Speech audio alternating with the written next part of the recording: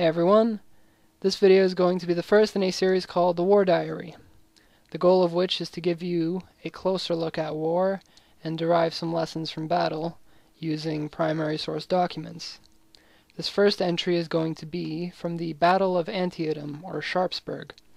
It was part of the American Civil War. It was a battle in which the Union had more than double the force, but they did not manage to scrape up a decisive victory. The casualties were almost identical, even though the Confederacy was largely outnumbered. The letter was written by a fellow named Alexander Hunter on Sunday, September 21st, 1862, and it begins, "Dear folks, on the 8th we struck up the refrain of Maryland, my Maryland, and camped in an apple orchard. We went hungry. For 6 days not a morsel of bread or meat had gone in our stomachs, and our menu consisted of apple and corn.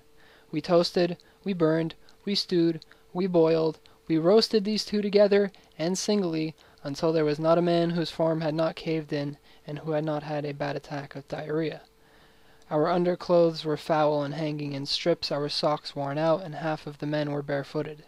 Many were lame and were sent to the rear. Others, of sterner stuff, hobbled along and managed to keep up, while gangs from every company went off in the surrounding country looking for food. Many became ill from exposure and starvation, and were left on the road. The ambulances were full, and the whole route back was marked with a sick, lame, limping lot that straggled to the farmhouses that lined the way, and who, in all cases, succored and cared for them. In an hour after the passage of the Potomac, the command continued the march through the rich fields of Maryland. The country people lined the roads, gazing in an open-eyed wonder upon the long lines of infantry, and as far as the eye could reach was the glitter of swaying points of the bayonets.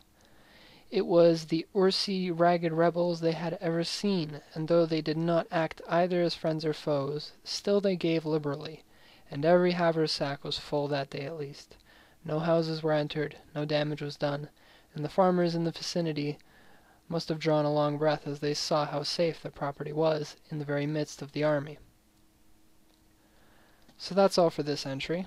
If you want to see more videos like this, comment, like, and share. Subscribe for more. Follow me on Minds and Twitter at Morphing Reality without a space. And until next time, thanks again.